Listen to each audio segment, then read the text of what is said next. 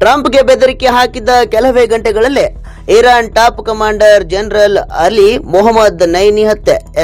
ಇರಾನ್ನ Islamic Revolutionary Guard ಕ್ರಾಫ್ಟ್ನ ಪ್ರಭಾವಿ ಕಮಾಂಡರ್ ಮತ್ತು ವಕ್ತಾರ್ brigadier general Ali Mohammad Naini ಅವರು ಇಂದು ನಡೆದ ವೈಮಾನಿಕ ದಾಳಿಯಲ್ಲಿ ಹತರಾಗಿದ್ದಾರೆ.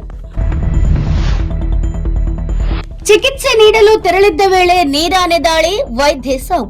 ಹೌದು, ಶಿವಮೊಗ್ಗದ ತ್ಯಾವರಿಕೊಪ್ಪ ಹುಲಿ ಸಿಂಹ ಧಾಮದಲ್ಲಿ ಗುರುವಾರ ತಡರಾತ್ರಿ ಚಿಕಿತ್ಸೆ ನೀಡಲು ತೆರಳಿದ್ದ ಪಶು ವೈದ್ಯೆ ಡಾಕ್ಟರ್ ಸಮೀಕ್ಷಾ ರೆಡ್ಡಿ ಅವರ ಮೇಲೆ ನೇರಾನೆ ಹಂಸಣಿ ತೀವ್ರ ದಾಳಿ ನಡೆಸಿದೆ.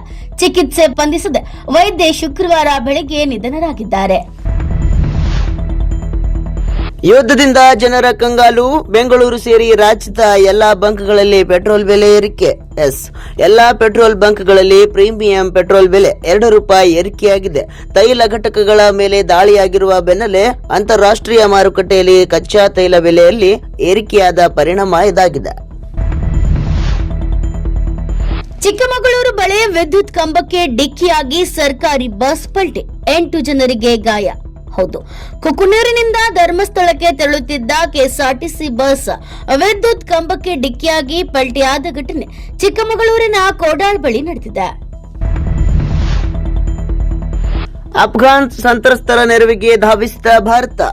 ಕಾಬೂಲ್ ದಾಳಿ ಬೆನ್ನಲ್ಲೇ 2.5 ಟನ್ ತುರ್ತು ಔಷಧಿ ರವಾನೆ. ಅಫ್ಘಾನಿಸ್ತಾನದ ರಾಜಧಾನಿ ಕಾಬೂಲ್ನಲ್ಲಿ ಇತ್ತೀಚೆಗೆ ನಡೆದ ಭೀಕರ ವೈಮಾನಿಕ ದಾಳಿಯಿಂದ ಗಾಯಗೊಂಡವರ ಚಿಕಿತ್ಸೆಗಾಗಿ ಭಾರತ ಸರ್ಕಾರವು 2.5 ಟನ್ ತೂಕದ ತುರ್ತು ವೈದ್ಯಕೀಯ ನೆರವನ್ನು ಶುಕ್ರವಾರ ಕಳುಹಿಸಿಕೊಟ್ಟಿದೆ.